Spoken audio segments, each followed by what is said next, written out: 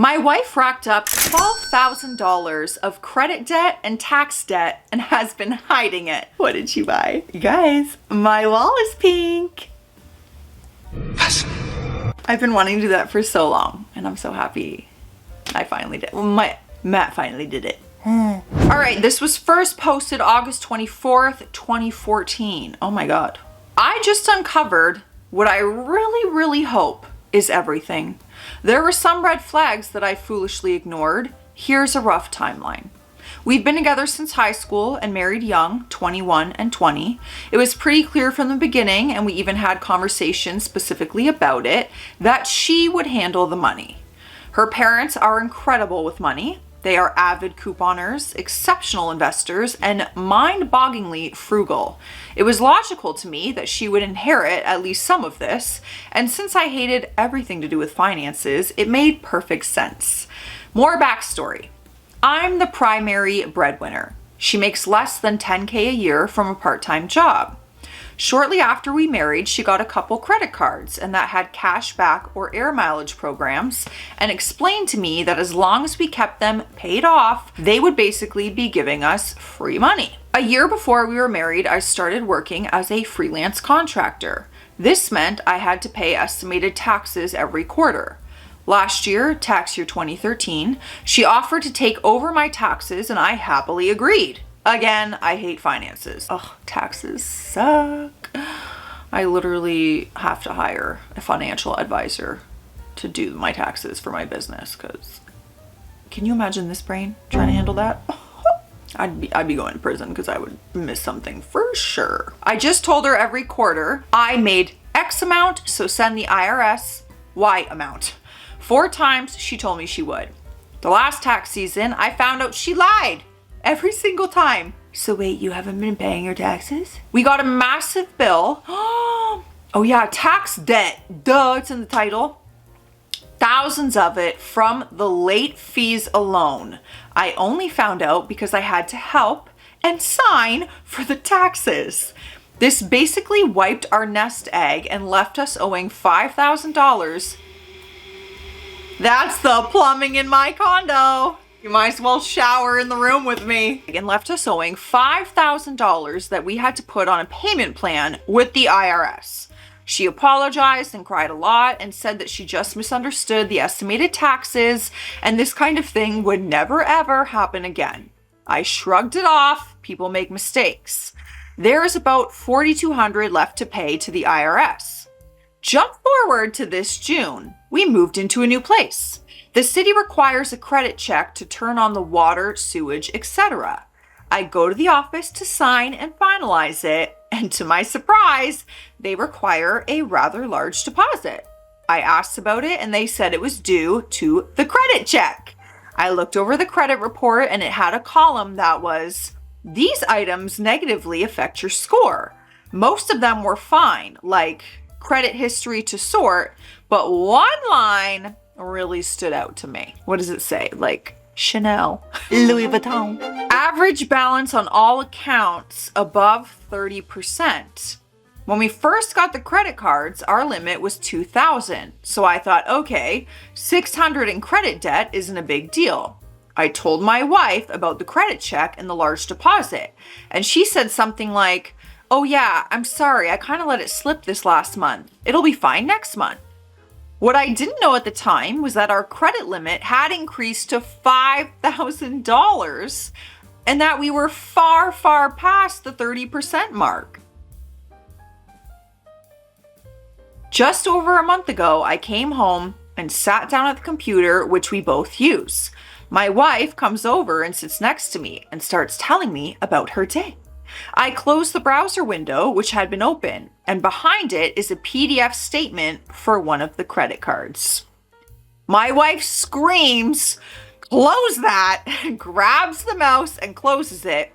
But before she does, I see at the top a massive current balance, $4,900. It was exactly $4,900, and there was some change.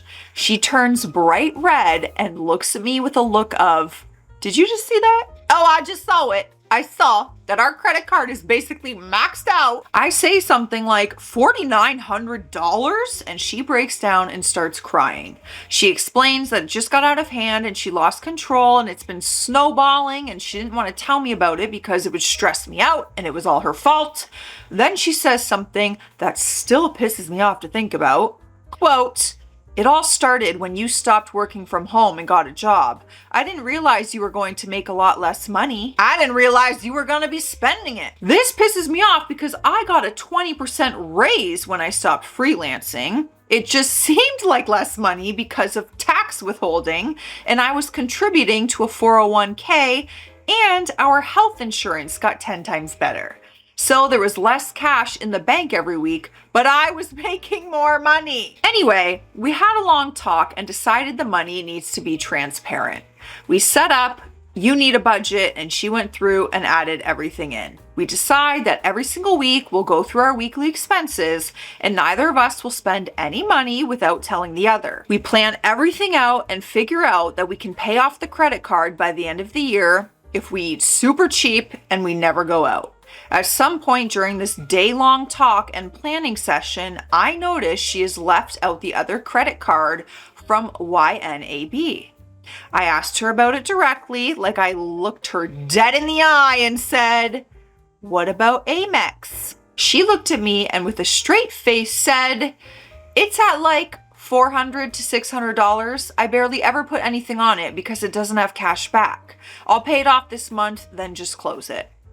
For some stupid effing reason, I believed her. Oh my God. Now skip forward to this morning. I decided to check on everything because we had some minor but unexpected expenses this week and I wanted to see how it affect our long-term payoff plan. I logged into the Amex account and see that it has a balance of $3,534.39. Not only that, but I logged into the other credit card to find that it's $1,000 higher than what she is reporting in YNAB. YNAB is you need a budget, by the way. She recorded 2 times $500 payments in YNAB and she never actually paid. Bruh. This ain't gonna work. I'm looking through the statements and where I have been living on basically chicken breasts and vegetables, she has been eating out multiple times a week while I was at work. There are countless expenses that I can't account for and that go way beyond the budget we planned. Our plan to have what I now know is only half our debt paid off by the end of the year is completely botched already just a month in. I feel sick. I don't think I'll ever be able to trust her again. My stomach churns every time I think about her face when she told me the Amex only had a balance of $400. I'm seriously considering a divorce. Would a divorce be an overreaction? Is this something I should be able to forgive? Any advice would be greatly appreciated. I don't know how to feel about that. I mean, the trust and blatant disrespect is just... that would be hard to forgive, to be honest. Let me know your thoughts and let's keep going. The top comment on this post was, someone wrote, "I think you should consider counseling before jumping to divorce. Sometimes there's a lot of shame surrounding financial troubles. Also, don't let your wife be in charge of the finances anymore. I would give her one card, the both of you have an allowance, and be meticulous about your finances. This is obviously something she can't handle. She got into trouble and felt too ashamed to come to you for help. Why doesn't she work more? Do you have kids?" He wrote back, "No kids. She has been off and on pursuing a degree. She dropped out last semester, then started again this semester, taking 8 credit hours. So the primary reason she doesn't work more is because she wants to finish school. I am paying for her school out of pocket." Okay, but how many people have to work while going to school? Raise your hand. Literally. And I lived at my own at 17 years old. Went through university working at Tim Hortons, bartending, paying for my living and paying for school. It's possible. They commented back, I can hear the anger through your post. I think you should do what you can to diminish that before you talk to her about this again. I look at my finances about once a week. I figure out where our money is going and why. We have a spreadsheet that shows expected savings versus expected expenses. My husband called me while I was at work last week because he noticed I spent $5 on a protein shake. Looking at credit card statements online, it shows up instantly. He asked me if I lost my shaker and if he needed to prepare my shake for me so I don't forget. We are both on top of our finances and contributing to our financial goals. Never leave this in her hands again. You both need to know what is going on with your money. So there's the deceit you need to deal with in addition to her not pulling her weight. Why did she drop out? What is she contributing to? Does she feel a responsibility financially to you? OOP wrote back, she dropped out after she got a failing grade on one of her tests. She decided to switch to an easier major, but has since switched back to the harder major. I'm honestly not sure what she is contributing anymore. I do all the cooking and half the cleaning. She goes to work and school. Work? Wait, I thought you just said she didn't work. Oh, she does work. Why can't you work more? Here I was thinking this girl didn't have a job. She goes to work and school. My original thought was that as soon as she finishes her degree, she'll make up for it as her degree has a very high starting salary. I'm not sure I follow your last question. I know she's very self-conscious about her contribution to the relationship and gets very defensive anytime a conversation enters the same hemisphere as contribution. We need a sip of water before I move on to the update because all that debt has stressed me out. Money sucks. Man. Can't we all just have an equal amount of money where we're all well off and we're all paying our bills? I think I'm just very tired. Cheers. Well, let me know what's in your cup. All right, so the first update came 1 month later. First, a big thank you to everyone who gave me their thoughts and advice. I read through everyone's messages, even if I didn't reply. It's been a month since I found the second half of the debt. Here is what has happened since. We're still together. I've taken complete control of the finances, but she can still see it all, and we're discussing finances on a regular basis. I set up Mint, big thanks to those who recommend it. It's been a huge help, though the net worth column makes me a little sick every time I see it. I have not set up a separate bank account as some people recommended. She freely gave up all her credit cards and I hid them. I figured cutting them up could potentially cause problems if I needed to cancel subscriptions or something. My logic may be flawed, but since hiding them, exactly $0 has been spent on them. So I believe it's a safe method for now. She has a debit card and she is supposed to only use for gas and groceries that are on our agreed upon list. We are now about $800 less debt, which feels like a drop in the bucket, but at least it's a drop in the bucket in the correct direction. We have managed to almost follow the budget that I planned out. Unfortunately, our relationship has suffered in a big way. I have to check the transactions on her card every day, and at least twice a week, there are some things on there that she shouldn't have bought. When I confront her about them, she always has an excuse ready. I withdrew $20 to buy Girl Scout cookies from a client's daughter, but since I can't have the cookies, gluten allergy, I told them to just take the $20. I can't bring myself to believe her excuses. I know she's lying, at least some of the time, as in there will be a Starbucks cup left in the car. I don't really want to start a fight over $20, and I can't tell the difference between when she is lying and when she isn't.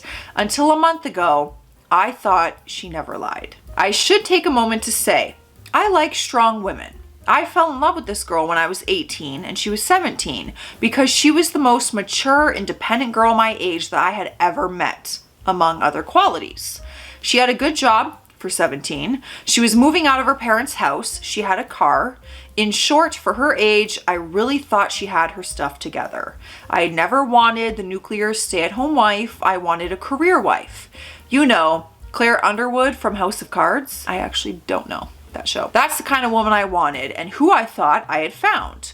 While we were dating, she was all about career advancement, long-term plans, traveling the world, etc. I'm concerned I had rose-colored glasses on, and because I wanted her to be a strong, independent woman, I ignored her faults, and she went out of her way to act like the strong woman she knew I wanted her to be.